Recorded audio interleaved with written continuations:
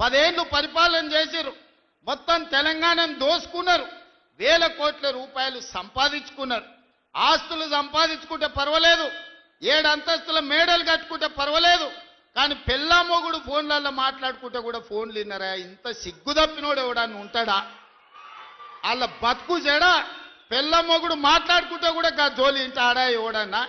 జడ్జిలను వదలలే, జర్నలిస్టులను వదలలే, ప్రతిపక్ష నాయకులను వదలలే, పెళ్ళా మొగుడు జోలి వదలలే, సినిమా తారాలు మాట్లాడుకుంటుంటే వాళ్ళను కూడా వదలలే. ఎవడు ఏది మాట్లాడుకున్నా వాని ఫోన్లలో ఏం మాట్లాడుకుంటుండో వీడికి ఎందుకయా? వీడేమన్నా మనిషేనా? అసలు మానవ జన్మ ఎత్తడానికి అర్హత ఉందా? మంది ఫోన్ తినేటోడు అసలు మనిషా? అన్నం తినేటోడు ఎవడన్నా పెళ్ళ మొగుడు మాట్లాడుకునేది వింటారా? అట్లాంటి సన్నాసులకు మన పోలీసు వాళ్ళు నోటీస్ ఇచ్చారు. మా జాతిపితకు నోటీస్ ఇస్తారని. ఎవరికి రా నువ్వు జాతిపితవు? ఎవడు నీ జాతి? వినోద్రావు నీ జాత? ఎర్రబల్లి దయాకరావు నీ జాత? కుక్కడపల్లి కృష్ణారావు గారు నీ జాత? లేకపోతే తన్నీరు హరీష్ రావు గారు నీ జాత? నీ జాతికి పిత ఉండొచ్చు, మాకు మా నల్గొండకో లేకపోతే మా పాలమూరుకు నీ జాతితో ఏం పని? నీ జాతి ఏంది? నీ నీతేంది?